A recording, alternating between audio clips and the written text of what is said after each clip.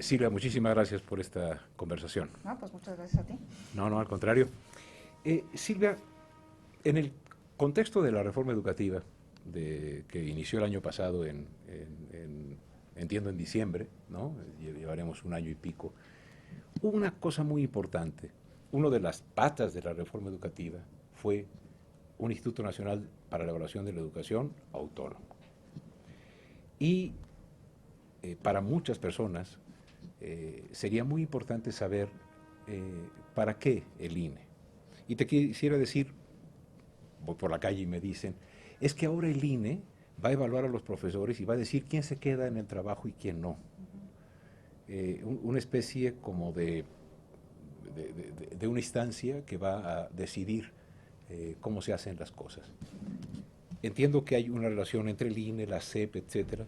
Entonces, quizá la primera pregunta es, ¿qué podemos esperar los ciudadanos de un instituto en el que hemos puesto tanta expectativa? Sí, pues mira, regresando un poco a lo primero que dijiste, yo creo que la razón por la cual se crea el INE autónomo como parte de la reforma educativa, esta reforma que empezó, como tú dices, el año pasado, pues yo me lo quiero imaginar, porque obviamente yo no lo hice, pero yo me formulo la hipótesis de que un poco lo que se quería era empezar a hacer depender las políticas educativas de la evidencia, ¿no? De nuestro conocimiento de la realidad y de nuestra comprensión de la realidad educativa. Porque hemos estado acostumbrados en la historia que pues las políticas educativas van y vienen conforme van y vienen las administraciones, y entonces llega una administración nueva y se quitan las políticas educativas anteriores, se inician nuevas, sin que medie pues ningún tipo de evidencia que sostenga, digamos, una decisión de esta naturaleza. Y creo que hay una convicción ahora de que los cambios educativos son lentos, que se necesita una política de largo plazo, de largo aliento, ¿no? Y que es necesario, en todo caso, fundamentar las razones por las cuales una política educativa se tiene que cambiar. Entonces yo creo que una de las razones importantes fue esa, cómo podemos transitar en el país hacia una política educativa basada en un conocimiento y en una comprensión de nuestra realidad. Y yo creo que eso es lo que el INE quisiera aportar, ¿verdad? O sea, cómo podemos realmente conocer y además tratar de comprender, porque el INE va a hacer evaluaciones, pero también va a hacer investigación, y hay muchas más gentes en este país que hacen investigación, y hay investigaciones a nivel mundial que también nos sirven, ¿no? Que nos explican las situaciones, ¿no? Entonces, poder recurrir a eso como para fundamentar los cambios necesarios en la política educativa que se derivan del diagnóstico evaluativo que se hace de la realidad educativa. Ese yo creo que es una razón muy importante. Otra razón importante es que pues la evaluación sí tiene, digamos, esta capacidad de ordenar lo que antes estaba desordenado, ¿no? Porque la evaluación pues te pone las cosas en su lugar, te dimensiona los problemas, te cuantifica las brechas, te habla de condiciones que no permiten que se logren objetivos, ¿no? Y si la evaluación va a tener la posibilidad de generar recomendaciones de política educativa, pues las recomendaciones tienen que ir necesariamente por el lado de ordenar. Entonces, sí. ¿Recomendaciones? Se llaman directrices en la ley, ¿verdad? O sea, son, exacto. Sí. Al estudiar la ley, parece que el INE tiene, vamos a decirlo en los términos que se usan, que tiene dientes, es decir, que el INE tiene poder. Claro. Sin embargo, de repente también me encuentro en la ley que van a ser las autoridades educativas, federales y estatales, las que van a ejecutar, por ejemplo, los criterios para evaluar profesores. Eso no me queda claro. Sí, bueno, no, al INE en la ley se le dan, digamos, estas dos facultades. Primera, de establecer los lineamientos sobre las evaluaciones educativas, y en ese sentido el INE es la máxima autoridad de evaluación educativa en el país. Estos lineamientos que emite el INE, que digamos ahí hay dientes como muy claros, son vinculantes para todas las autoridades educativas, las federales y las estatales, en el sentido de que lo que nosotros digamos acerca de qué hacer en evaluación, cómo hacer en evaluación, cómo usar eso que se usa en evaluación, qué solidez técnica darle a los instrumentos, todo eso, esos son vinculantes, o sea, quiere decir que las autoridades educativas tienen que obedecerlos. Y por otro lado están las directrices, que las directrices son justamente eso, recomendaciones que se derivan de estas evaluaciones y de las investigaciones que las rodean, que tienen, que digamos que lo fuerte en este momento, para mí de las cosas más importantes de la reforma, ¿no? Es que esas directrices, que justamente están basadas en un conocimiento y una comprensión de la realidad educativa, se tienen que hacer públicas y tienen que ser respondidas públicamente. O sea, ahí no es que tengan que obedecer al INE, pues sería muy difícil, nosotros no somos la Secretaría de Hacienda y además pues nos podemos equivocar equivocar porque la verdad siempre es efímera, ¿verdad? Claro. Pero de alguna manera sí tiene que ser respondida públicamente. Entonces nosotros hacemos una recomendación a la autoridad educativa correspondiente y la autoridad educativa correspondiente tiene un plazo para decir si podemos, no, si podemos, pero no ahora, o podemos parcialmente, y las razones son estas y estas, y eso se hace público. Entonces la sociedad entra a jugar como un actor en este proceso, ¿no? Es un tercia, digamos, en este diálogo que tiene el INE con la Secretaría de Educación Pública, porque está informada de las cosas que nosotros proponemos y que la SEP responde, o la SEP o las autoridades educativas responden, ¿no? Déjame decirte, aunque después quisiera que nos dijeras también qué hace el INE con alumnos, con programas de estudio, con infraestructura, ¿no?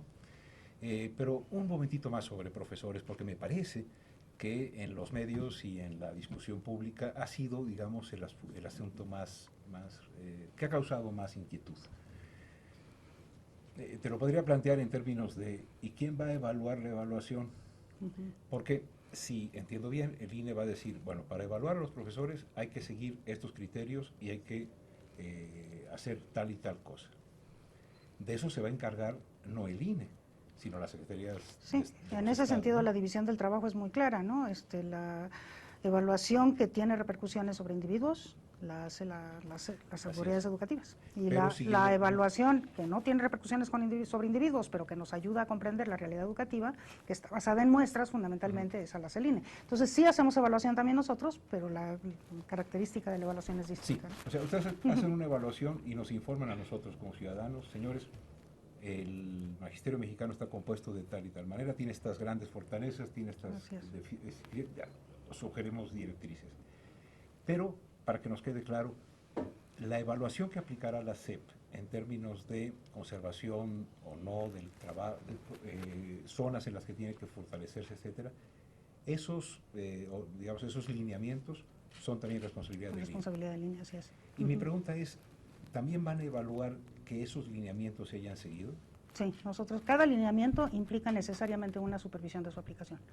Entonces sí le corresponde al INE emitir el lineamiento y supervisar su aplicación, desde luego. ¿Podríamos decir, Silvia, entonces que tenemos en el INE al representante de la ciudadanía, de la sociedad? Pues fíjate que yo justamente así me quisiera imaginar al INE, justamente de esa manera, ¿no? Es un poco la formalización de una vigilancia ciudadana sobre el quehacer de la autoridad educativa. Yo así me lo quiero imaginar, ojalá así se pudiera tomar. Sí, porque ¿no? Aquí oscilaríamos entre, y tú sabes que en la política hay siempre tensiones. Digo, no le voy a enseñar el abecedario a la maestra, ¿no? Pero yo creo que el gran reto, si me permites decirte cómo me lo imagino tratando de ser un apasionado de estos temas, es que el INE sea el mejor aliado de la sociedad para que la autoridad educativa se centre en lo educativo y no como en otros casos y en ciertos momentos, o bien que el INE sea, digamos, el que legitime la acción de la autoridad educativa sin poder parar o sin poder supervisarlo. Digamos, como representante del máximo interés en esta materia, que son los niños, y el segundo, que es la sociedad actual y del futuro, ese segundo... Mira, línea, ¿no? Nosotros justamente por eso dijimos que nuestra carta de navegación era el derecho a la educación. O sea, sí el interés del niño, del joven, del estudiante, porque también los adultos Claro. nos corresponden en la materia en el área de la educación obligatoria, digamos, ¿no? Ese es el interés fundamental, ¿no? Y como el derecho a la educación es una responsabilidad del gobierno, ¿no? Entonces, bueno, pues claro que cuando el INE tiene ese como su paraguas o su carta de navegación, pues lo que vamos a estar haciendo es tratando de que desde nosotros se cumpla esa aspiración de la sociedad, que es la vigencia plena del derecho a la educación. Y por derecho a la educación entendemos pues que la gente acceda, que además no existan barreras o expulsiones o exclusiones, ¿no? Que se pueda adaptar la educación a las condiciones específicas del contexto en un mundo diverso, y que para quien quien recibe la educación, pues eso sea útil, sea aceptable, sea ameno, sea agradable, ¿no? O sea, tenga sentido, tenga significado. Bueno, eso es el derecho a la educación. ¿Qué vamos a hacer? Pues vigilar que eso se vaya cumpliendo cada vez mejor. Estamos muy lejos de su cabal cumplimiento, pero de lo que se trata es de que eso se vaya cumpliendo cada vez mejor. Esa es nuestra carta de navegación. Entonces, pues sí quisiéramos nosotros decirle a la sociedad que estamos de ese lado del asunto, ¿no? O sea, y por eso sí consideramos que estamos del lado de la sociedad, ¿no? A mí me gustaría decirlo en términos, no sé si son muy acertados para los expertos, pero por lo menos a mí me dan como sentido. Yo me imagino que ese INE al que aspiras y al que yo creo que aspiramos nosotros como ciudadanos que exista, es una institución del Estado mexicano, y es el Estado mexicano el que garantice el derecho a la educación. Y entonces esta institución autónoma del Estado, no autónoma del Estado, sino esta institución del Estado autónoma, así es, está revisando y asegurándonos o reportándonos el incumplimiento o el cumplimiento de la acción de cada gobierno, de cualquier gobierno en materia educativa. Y orientando las decisiones de política educativa a un mejor cumplimiento de ese derecho a la educación, las dos cosas, creo yo, ¿no? Muy bien. Así, ahora, si quieres, evaluar programas, ¿no? Por ejemplo, hay profesores que me han dicho, profe, ¿cómo le voy a hacer si por un lado en matemáticas me dan permiso de que haga yo mis planeaciones, ¿no? Pero tengo un programa muy largo. Si hago mi planeación, a lo mejor no cumplo más que la mitad. ¿Por qué? Porque voy al ritmo del grupo, ¿no? Pensando en tratar un poquito a los alumnos. Y sin embargo, el examen que se me va a aplicar a mis muchachos es sobre todo el programa. ¿Cómo hacer para que el profesor tenga más capacidad para conducir el proceso de enseñanza-aprendizaje? Sí. Bueno, yo creo que tiene dos aspectos la pregunta que me estás haciendo. Es decir, por un lado, evaluar programas, sí hay que evaluar programas, ¿no? Y por programas entendemos currículum, entendemos programas específicos como los compensatorios, entendemos programas como el programa de escuelas de calidad, cualquier otro programa nuevo que surja, como ahora en media superior un programa para evitar el abandono, claro, este tipo de cosas. Esos son los programas y sí, desde luego que interesa muchísimo evaluar los programas. El programa sectorial de educación está lleno de nuevos programas y bueno, va a ser como muy importante poderles dar seguimiento a esos programas porque me parece que todos ellos son necesarios, ¿no? Entonces sí, habría que seguir los programas.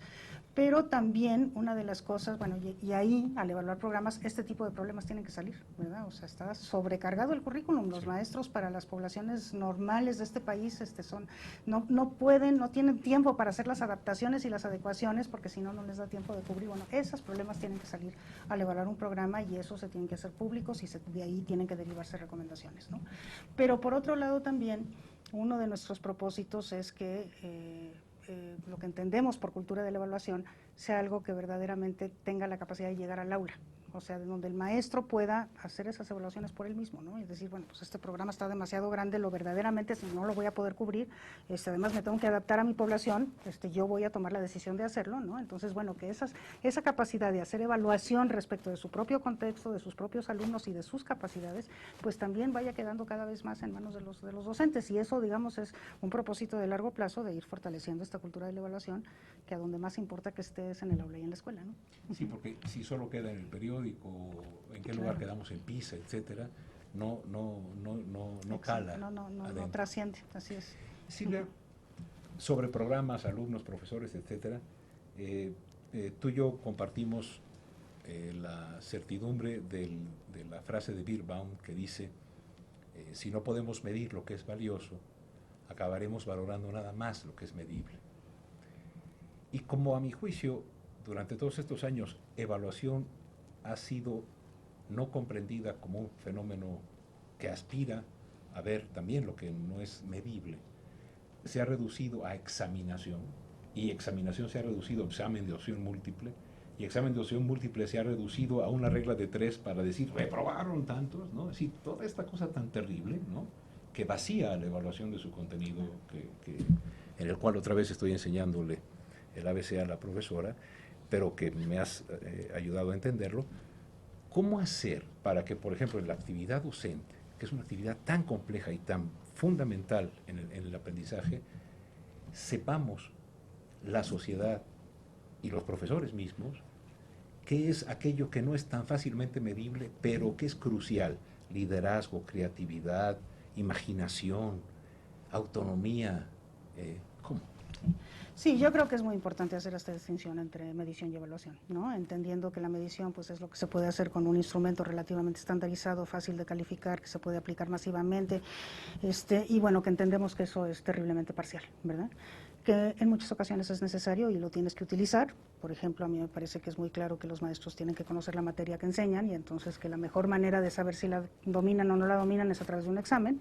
Y bueno, pues ahí habrá que examinarlos. Pero lo que sería un terrible error sería hacer depender la evaluación solamente de un instrumento que mide, ¿no? Claro. Sino que realmente lo que queremos es evaluar una actividad compleja con un aparato complejo de evaluación, porque esa es la única manera de responder ante una realidad compleja, ¿no? Entonces, pues sí hay que imaginarse la evaluación docente en concreto de su desempeño, pues como una evaluación que tome en cuenta muchísimas cosas. Sí, evidentemente el conocimiento y el dominio de su materia y el dominio de conocimientos pedagógicos y didácticos propiamente tales, que eso yo creo que es una cosa muy importante porque pues es una verdad de perogrullo, pero la verdad es que si un maestro no sabe matemáticas, pues es imposible que los niños aprendan matemáticas. Entonces sí, eso es lo primero que tiene que saber, pero desde luego que ahí no se termina la labor del maestro y además una persona que sabe matemáticas puede ser un pésimo maestro, ¿no? Entonces, claro, ahí es en donde estás limitado.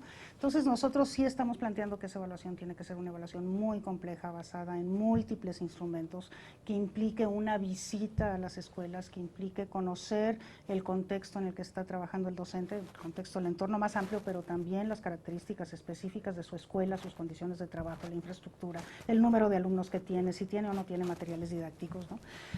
Donde podamos observar las clases. Ese es un reclamo de todos los maestros en el mundo, ¿no? Que dicen, si me van a evaluar, véngame a ver, ¿no? Claro. O sea, véngame a ver aquí donde yo estoy trabajando y véngame a ver trabajar, porque finalmente lo que me están evaluando es a mí como docente y yo me desempeño como docente en la práctica en aula. Entonces, vénganme a ver.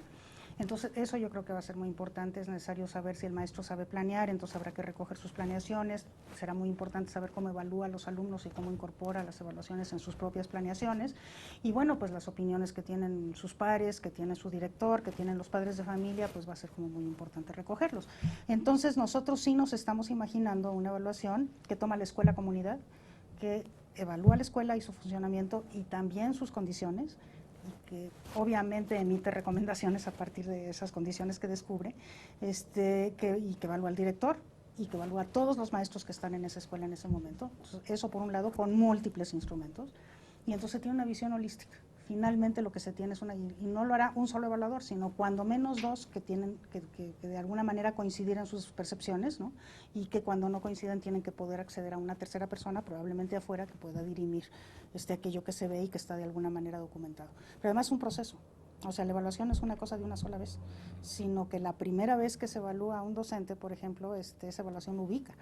Y después las evaluaciones lo que tienen que poder hacer es medir, o sea, evaluar más bien, si el maestro fue capaz de mejorar entre una evaluación y la siguiente.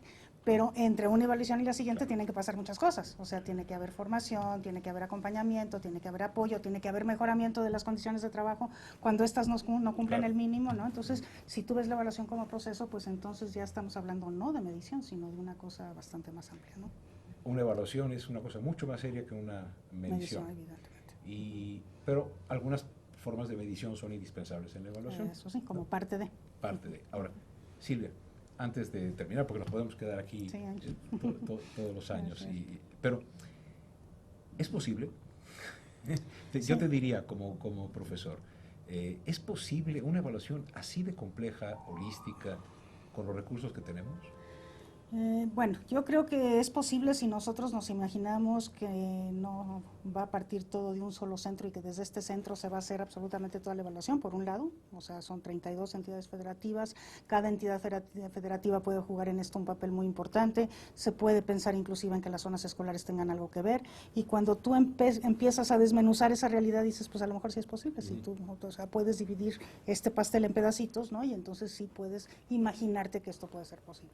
Segundo, si nos imaginamos que la evaluación no se hace en un solo momento, ¿no? O sea, sino que tú dices en un periodo largo de alrededor de 3 o 4 años, todos los maestros tendrán que pasar por un proceso de evaluación, pero no el primer año tienen que pasar todos.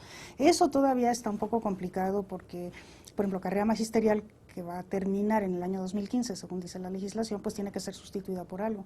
Claro. Y ese algo que la sustituye, pues lo tienen que sustituir para todo el mundo, porque no sería justo que lo sustituyeran. Entonces, todavía esas cosas pues hay que ver cómo se dirimen, pero la idea es esa, ¿verdad? O sea, que efectivamente esto que queremos hacer de esta manera tan compleja y tan completa, se pueda hacer bien en el tiempo necesario para hacerlo, ¿no? Pues Silvia, yo creo que me quedaría con una idea de mucho optimismo y también creo yo, en la que necesitamos mucho la colaboración no solamente de los interesados en la materia educativa, sino de toda la sociedad interesada. Fíjate que ya ahora que he estado metida en esto, eso yo no lo había pensado antes, pero he estado pensando que, bueno, la evaluación, eso no lo dije, pero obviamente la evaluación tiene como finalidad mejorar y la evaluación es formativa, no es punitiva. La evaluación sirve, ¿no?, para que tú crezcas como persona, quien sea que seas, alumno, maestro, y para que te desempeñes mejor si eres maestro profesionalmente o si eres directivo, ¿no? O sea, crece tu profesionalismo. Ese es el propósito de la evaluación, es el propósito central, y creo que el grandísimo reto está en demostrar que eso se puede. O sea, que la evaluación efectivamente sirve para eso. Ese es el reto. En la medida en que podamos demostrar, vamos a tener credibilidad, ¿no? Claro, porque hay personas que están esperando que para que el INE sea creíble se despida a 10,000 o a 15,000 profesores. Bueno, eso yo creo que, o sea, yo digo, para que el INE sea creíble, si salen 2 o 3, va a ser creíble.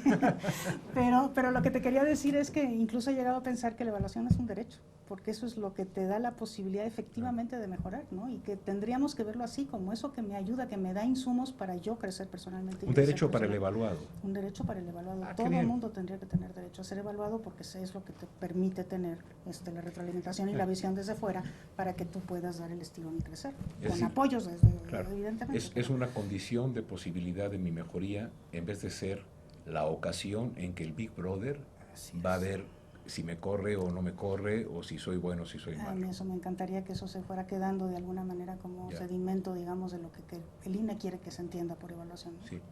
A mí me parece que va a ser muy importante que el INE, en esa credibilidad de la que hablas, sea cada vez más conocido. Ojalá esta conversación ayude a eso, sobre todo al entrevistar a una investigadora de las más destacadas que tenemos en el país, pero ahora en este puesto de funcionaria del Estado mexicano, ¿no? Y creo yo que hasta donde yo lo veo, si las patas de la reforma eran hasta ahora la evaluación con el INE, el servicio profesional docente y la ley federal, la nueva ley general de educación, que sea el INE el espacio en que como sociedad podamos confiar en que lo que sucede en el sistema es algo que es valioso, mejorable y que mejora. Y no nada más que está mal, que cada vez estamos en el último lugar en PISA, ¿no? Porque si no, no sería posible el país, ¿no?, ante esos resultados. Entonces, yo creo que hay 2 retos. Uno, que la sociedad tome al INE, en el mejor sentido de la palabra, y que el INE se abra a la sociedad para que a través de él podamos saberlo. Y asuma el reto de demostrarle a la sociedad que efectivamente la evaluación sirve para mejorar. Ese es el asunto, ese es el reto. Silvia, pues, te iba a decir que está en tus manos. No, está en manos de la Junta, está en manos de las direcciones, pero te quiero decir también, está en manos de nosotros.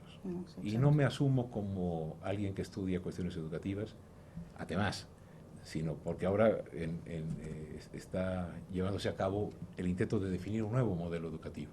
Bueno, hay que entrarle, ¿no? Pero creo que está en manos de nosotros contar con un derecho.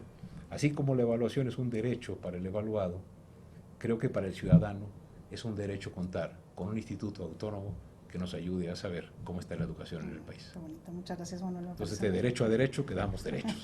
¿Sale? Me parece muy bien. Gracias, Muchas gracias, no, gracias a ti. Hasta luego.